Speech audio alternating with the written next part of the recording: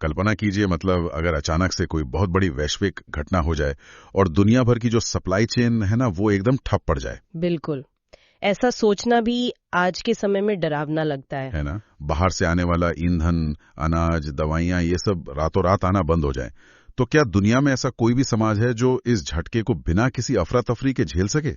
मुझे लगता है आज के दौर में तो ऐसा सोचना भी लगभग नामुमकिन सा ही है। वही तो, हमारी पूरी जिंदगी तो किसी दूसरे देश में बैठी फैक्ट्री या किसी अंतर्राष्ट्रीय बंदरगाह पर निर्भर है। लेकिन आज की हमारी जो ये गहन चर्चा है ना, वो एक ऐसे ही दिलचस्प और चुनौती भरे स्रोत पर आधारित है। हाँ, और ये स्रोत दावा करता है कि एक पूरी तरह से आत्मनिर्भर और सुरक्षित समाज न सिर्फ संभव है, बल्कि उसका एक पूरा मतलब वैज्ञानिक ब्लूप्रिंट भी मौजूद है। बिल्कुल। और ये स्रोत है एक बहुत ही वैचारिक लेख जिसका शीर्षक है समन्वित खेती और आत्मनिर्भरता का मार्ग, यानी integrated agriculture and the path to self reliance. इसमें कृपाशंकर जी ने श्री प्रभात रंजन सरकार, जिन्हें श्री आनंद मूर्ति जी भी कहा जाता है, उनके विचारों को प्रस्तुत किया है। और हमारी इस चर्चा का जो मिशन है ना, वो ये समझना है कि कैसे कृषि को, जिसे अक्सर सिर्फ एक पारंपरिक काम मान लिया जाता है, वो दरअसल पूरे अर्थव्यवस्था की सबसे शक्तिशाली धुरी कैसे बन सकती है। सही बात है। चलिए इस विचार को थोड़ा गहराई से समझते हैं कि कैसे ये समन्वित खेती समाज को पूरी तरह से आत्मनिर्भर बना सकती है। ये लेख वाकई सोचने के नजरिए को बदल कर रख देता है। देखिए, ये विषय अपने आप में बहुत व्यापक है और शुरुआत में ही मैं ये स्पष्ट करना चाहूंगी कि ये चर्चा सिर्फ खेती किसानी के बारे में नहीं है। मतलब ये सिर्फ कोई फसल उगाने का नया तरीका नहीं है। बिल्कुल नहीं, ये मानव सभ्यता के आर्थिक और बौद्धिक विकास का एक पूरा वैज्ञानिक मॉडल है। आज के समय में जब दुनिया के किसी एक कोने में कुछ होता है और दूसरे कोने में सप्लाई चेन टूटती है या महंगाई आसमान छूने लगती है, तब ये मॉडल एक बहुत ही तार्किक समाधान सामने रखता है। इस स्रोत का एक हिस्सा जो सबसे पहले ध्यान खींचता है, वो उनका एक बहुत ही सीधा और स्पष्ट कथन है। स्रोत के अनुसार उनका कहना है कि चूंकि भोजन सबसे आवश्यक वस्तु है, इसलिए कृषि अर्थव्यवस्था का सबसे महत्वपूर्ण हिस्सा है। और मजेदार बात यह है कि उन्होंने इसे उद्योग के समान दर्जा देने की बात कही है, जिसमें कर्मचारियों की मजदूरी की दर भी शामिल है। ये बात सुनने में तो बहुत तार्किक लगती है, पर अगर जमीनी हकीकत पर नजर डाली जाए तो स्थिति इसके बिल्कुल उलट दिखाई देती है। ये तो वैसा ही हो गया जैसे किसी गगनचुंबी इमारत की नींव सबसे महत्वपूर्ण होती है, लेकिन लोग सिर्फ चमकते हुए कांच के शीशों की तारीफ करते हैं। बिल्कुल, लोग सिर्फ उन शीशों यानी अन्य उद्योगों को देखते हैं और नींव को बस नजरअंदाज कर देते हैं। बहुत ही सटीक उदाहरण दिया आपने। अगर हम वर्तमान अर्थव्यवस्था का विश्लेषण करें तो कृषि ही एकमात्र ऐसा क्षेत्र है जिसके बिना कोई भी अन्य उद्योग या तकनीक एक दिन भी खड़ा नहीं रह सकता। फिर भी ये सबसे ज्यादा असंगठित और अवहेलित अवस्था में है। हाँ, बाकी सभी उद्योगों में तो बाकायदा एक योजना काम करती है। वही तो, कच्चे माल से लेके पैकेजिंग तक हर चीज का गणित तय होता है, मजदूरी और काम के घंटे तय होते हैं। लेकिन कृषि को बस मौसम और परिस्थितियों के भरोसे छोड़ दिया गया है। मुझे तो ये आज के आधुनिक स्मार्टफोन जैसा लगता है। स्मार्टफोन? वो कैसे? मतलब बाकी सारे जो उद्योग हैं, जैसे फाइनेंस, मैन्युफैक्चरिंग या आईटी, वो सब उस फोन के अलग अलग ऐप्स की तरह हैं। ये ऐप्स बहुत ही शानदार हो सकते हैं। अच्छा, और कृषि उस फोन की बैटरी है? एकदम सही पकड़ा। ऐप्स कितने भी बेहतरीन क्यों ना हो, अगर बैटरी चार्ज नहीं है तो पूरी स्क्रीन ही ब्लैकआउट हो जाएगी। स्रोत असल में यही कह रहा है कि हमने ऐप्स को अपग्रेड करने पर तो खरबों डॉलर लगा दिए, लेकिन बैटरी मैनेजमेंट को पूरी तरह से नजरअंदाज कर दिया। ये बैटरी वाली तुलना पूरी स्थिति को बहुत अच्छे से समझाती है। जब बुनियादी ढांचा ही असंगठित है तो किसी भी फीचर का लंबे समय तक काम करना असंभव है। श्री आनंद मूर्ति जी इसी बात को केंद्र में रखते हैं और इसी अव्यवस्था के वैज्ञानिक समाधान के रूप में उन्होंने समन्वित खेती का रास्ता सुझाया है। हाँ, इंटीग्रेटेड एग्रीकल्चर। कृषि के पूर्ण विकास के लिए इसकी सम्यक योजना बनाना बहुत जरूरी बताया गया है। लेकिन जब वो समन्वित खेती की बात करते हैं तो यहाँ एक व्यवहारिक उलझन पैदा होती है। किस तरह की उलझन? जब भी खेती का जिक्र होता है तो दिमाग में बस गेहूं, चावल या सब्जियों के खेत आते हैं, लेकिन स्रोत में जो सूची दी गई है वो हैरान करने वाली है। बिल्कुल, उसमें बहुत कुछ शामिल है। हाँ, इसमें कृषि, फल और पुष्प उत्पादन तो है ही, लेकिन साथ में लाह उत्पादन, मधु पालन, दुग्ध उत्पादन, पशुपालन और यहाँ तक कि मत्स्य पालन और रेशम उत्पादन भी शामिल है। और औषधीय पौधों और उन्नत बीज उत्पादन का भी इसमें नियोजन है। वही ना। तो क्या व्यवहारिक रूप से ये सब एक साथ एक ही व्यवस्था में मुमकिन है? एक आलोचनात्मक नजरिए से देखें तो ये सुनने में किसी यूटोपिया या आदर्श दुनिया जैसा लगता है। क्या ये सब एक दूसरे के रास्ते में रुकावट नहीं बनेंगे? ये शक होना बहुत स्वाभाविक है, क्योंकि आधुनिक दौर में खेती को हमेशा एक अलग थलग काम के रूप में देखा गया है, जहां एक जमीन पर सिर्फ एक ही तरह की फसल उगाई जाती है। तो समन्वित खेती का असली कॉन्सेप्ट क्या है? इसका असली मतलब है मनुष्य की आवश्यकता की लगभग सभी चीजों का उत्पादन करना, जिसे कृषि से जोड़ा जा सके। ये कोई अलग अलग काम करने के बारे में नहीं है। अच्छा, तो फिर क्या है? ये एक ऐसा प्राकृतिक इकोसिस्टम बनाने के बारे में है जहां हर चीज दूसरी चीज की पूरक हो, मतलब एक चीज का फायदा दूसरी को मिले। तो ये इकोसिस्टम जमीन पर काम कैसे करता है? इसके पीछे का मैकेनिज्म क्या है? देखिए, अगर इसके वैज्ञानिक स्वरूप को समझें तो मान लीजिए कि एक इलाके में फलों के बागान हैं और साथ ही फूलों की खेती हो रही है। अब फूलों की मौजूदगी का सीधा फायदा मधुमक्खी पालन को मिलेगा। अरे हाँ, मधुमक्खियों को पराग के लिए कहीं दूर नहीं जाना पड़ेगा। बिल्कुल। और बदले में वो मधुमक्खियां फूलों के परागण में यानी पॉलिनेशन में भारी मदद करेंगी, जिससे फलों और फूलों की पैदावार प्राकृतिक रूप से बढ़ जाएगी। और पशुपालन का भी इसमें कोई चक्रीय रोल है? हाँ ना, जब पशुपालन और दुग्ध उत्पादन होता है तो पशुओं से मिलने वाला गोबर एक बेहतरीन जैविक खाद का काम करता है, जो वापस खेतों और बागानों में इस्तेमाल हो जाता है। मतलब बाहर से महंगी और नुकसानदायक रासायनिक खाद लाने की तो जरूरत ही खत्म हो गई। एक प्रक्रिया का बाय प्रोडक्ट दूसरी प्रक्रिया के लिए कच्चा माल बन रहा है। सही कहा। और ये चक्र यही नहीं रुकता। इस पूरे इकोसिस्टम में जल संरक्षण को बहुत महत्वपूर्ण माना गया है। जल संरक्षण को कैसे जोड़ा गया है? अगर सिंचाई और जल संरक्षण के लिए तालाब बनाए जा रहे हैं तो उसी तालाब में मत्स्य पालन यानी फिशरीज आसानी से किया जा सकता है। पानी मछली पालने के भी काम आ रहा है और सिंचाई के लिए भी उपलब्ध है। बिल्कुल। इसके अलावा खेतों की मेड़ों पर अगर पेड़ लगाए जाएं तो वे लाह उत्पादन या रेशम के कीड़ों के लिए काम आ सकते हैं और तेज हवाओं से फसल को भी बचाते हैं। ये तो प्रकृति के अपने तरीके की नकल करने जैसा है, जहां कचरा या वेस्ट नाम की कोई चीज होती ही नहीं है। एकदम सही, कुछ भी बर्बाद नहीं होता। लेकिन अगर एक कदम पीछे हटकर सोचा जाए, मान लेते हैं कि मॉडल पूरी तरह से लागू कर दिया गया। एक क्षेत्र में बहुत सारा अनाज, शहद, दूध, रेशम और जड़ी बूटियां पैदा हो गई, पर कच्चा माल तो सिर्फ कच्चा माल ही होता है ना। जाहिर सी बात है। अगर खेत में कपास और रेशम उग भी गया तो कोई सीधा कच्चा कपास तो पहनेगा नहीं। जाहिर सी बात है। इसे पहने लायक कपड़ों में बदलने का ढांचा कहां से आएगा?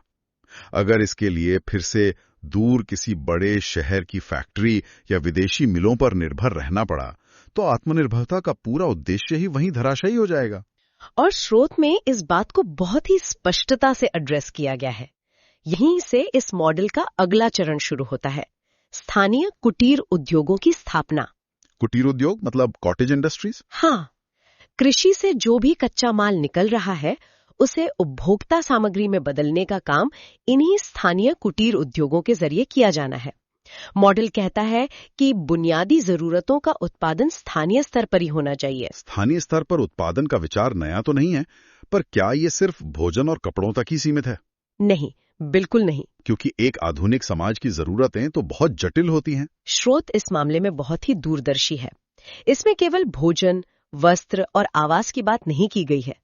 कुटीर उद्योगों के इस जाल में चिकित्सा और शिक्षा की सामग्री का उत्पादन भी शामिल है। शिक्षा और चिकित्सा की सामग्री भी खेतों और कुटीर उद्योगों से? ये व्यवहारिक रूप से कैसे संभव है? देखिए, खेतों में जो औषधीय पौधे उगाए गए उन्हें स्थानीय कुटीर उद्योगों में प्रोसेस करके दवाइयां तैयार की जा सकती हैं। अच्छा, और शिक्षा के लिए? स्थानीय संसाधनों से ही कागज, स्याही और कलम जैसी सामग्री का निर्माण भी किया जा सकता है। ये सिर्फ एक खेत नहीं है, बल्कि एक संपूर्ण आत्मनिर्भर इंडस्ट्रियल पार्क की तरह काम कर रहा है। अरे वाह, ये तो ऐसा लगता है जैसे किसी विशाल मल्टीनेशनल कंपनी की पूरी सप्लाई चेन, जो अमूमन दुनिया भर में फैली होती है, उसे समेटकर एक छोटे से स्थानीय क्षेत्र में स्थापित कर दिया गया हो। बिल्कुल, बाहरी दुनिया पर निर्भरता लगभग शून्य हो गई। और इसी पूरी व्यवस्था को सैद्धांतिक रूप देने के लिए श्री आनंद मूर्ति जी ने अपना प्राउड सिद्धांत प्रस्तुत किया है। प्राउड सिद्धांत? हाँ, PROUT यानी प्रोग्रेसिव यूटिलाइजेशन थ्योरी। इसमें उन्होंने फसल चक्रण, औषधि निर्माण और जल संरक्षण की पूरी वैज्ञानिक रूपरेखा की विस्तृत चर्चा की है। उनका उद्देश्य है कि हर सामाजिक आर्थिक इकाई अपने संसाधनों का अधिकतम उपयोग करे। लेकिन यहाँ एक बहुत बुनियादी और कड़वा सवाल खड़ा होता है। वो क्या? अगर एक ही इलाके में खेती हो रही है और वहीं सारे कुटीर उद्योग भी लग रहे हैं, तो इन सब का मालिकाना हक किसके पास होगा? ये बहुत ही अहम सवाल है, क्योंकि आज की जो स्थापित आर्थिक मॉडल हैं, उनमें अक्सर यही देखने को मिलता है कि जब उत्पादन का ऐसा ढांचा बनता है तो सारा नियंत्रण और मुनाफा कुछ मुट्ठी भर लोगों या किसी बड़ी कॉर्पोरेट कंपनी के हाथ में चला जाता है। ऐसे में आम आदमी तो सिर्फ मजदूर बनकर रह जाएगा। और ये इस पूरी चर्चा का सबसे महत्वपूर्ण पहलू है। स्रोत में इस बात पर बहुत जोर दिया गया है कि ये सारा काम सहकारिता यानी कोऑपरेटिव्स के माध्यम से होना चाहिए। ये कॉर्पोरेट ओनरशिप के बिल्कुल खिलाफ है। तो सहकारिता का ये मैकेनिज्म मौजूदा ढांचे से अलग परिणाम कैसे देता है? अगर हम एक आम बहुराष्ट्रीय कंपनी के मॉडल को देखें तो वो किसी इलाके में कारखाना लगाती है, लोगों को रोजगार देती है, लेकिन जो बड़ा मुनाफा होता है वो उस इलाके से बाहर चला जाता है। हाँ, कंपनी के निवेशकों के पास। इस धन की निकासी के कारण वो स्थानीय इलाका कभी अमीर नहीं बन पाता। लेकिन जब यही काम सहकारिता के तरीके से होता है तो वहां के लोग खुद उस व्यवसाय के मालिक होते हैं। इसका मतलब है कि जो भी मुनाफा होगा वो बाहर जाने के बजाय उसी इलाके के लोगों में बंटेगा। बिल्कुल। और इससे एक बहुत बड़ा आर्थिक बदलाव जन्म लेता है जिसे अर्थशास्त्र में क्रय शक्ति या परचेजिंग पावर कहा जाता है। क्रय शक्ति का इस मॉडल में क्या रोल है?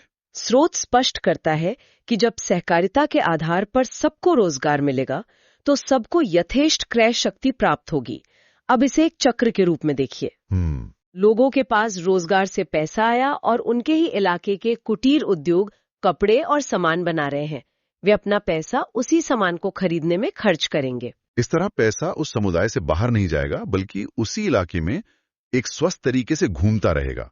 ये तो अर्थशास्त्र का एक बहुत ही शानदार क्लोज्ड लूप सिस्टम नजर आता है। एकदम सही। और यही वो बिंदु है जहां समन्वित खेती और सहकारिता का तालमेल अपने चरम पर पहुंचता है।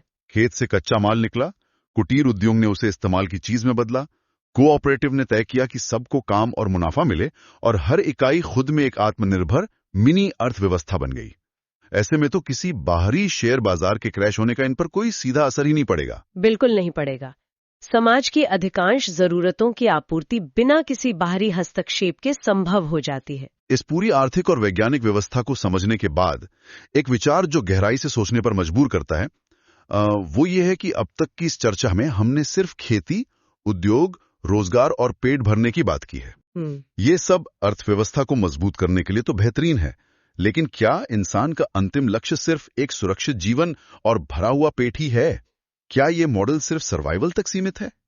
ये एक बहुत ही विचारणीय प्रश्न है और स्रोत ठीक इसी जगह पर आकर अर्थशास्त्र की सीमाओं को लांघकर इंसान के अस्तित्व के सबसे गहरे वाय यानी क्यों को संबोधित करता है। वो दार्शनिक दृष्टिकोण क्या है? जब ये सारी दुनियावी जरूरतें पूरी हो जाती हैं, जब समाज तेजी से समृद्धि की ओर बढ़ता है, तो इंसान को एक ऐसी चीज मिलती है जो आज के तनाव भरे दौर में सबसे दुर्लभ है, चिंताओं से पूरी तरह मुक्ति। यानी दिमागी रूप से सर्वाइवल मोड से बाहर आ जाना, जहां हर दिन सिर्फ संघर्ष नहीं है। बिल्कुल। स्रोत में कहा गया है कि मनुष्य अपनी भौतिक आवश्यकता की पूर्ति हो जाने के पश्चात निश्चिंत होकर ही अपने बौद्धिक और आध्यात्मिक उन्नयन के लिए प्रयास कर सकेगा। मतलब अगर कोई सुबह उठकर सिर्फ यही सोच रहा है कि आज शाम का खाना कहां से आएगा या बच्चों की फीस कैसे भरी जाएगी, तो वो कभी भी विज्ञान, दर्शन या अध्यात्म की ऊंचाइयों तक नहीं पहुंच सकता। सही कहा। भौतिक आवश्यकताओं की पूर्ति कोई अंतिम मंजिल नहीं है। ये तो केवल एक मजबूत सीढ़ी है जिस पर खड़े होकर इंसान अपनी चेतना के उच्च स्तर तक पहुंचने का असल सफर शुरू कर सकता है। ये नजरिया तो चीजों को देखने का पूरा चश्मा ही बदल देता है। आमतौर पर हम अर्थशास्त्र और अध्यात्म को दो बिल्कुल अलग अलग खानों में रखते हैं।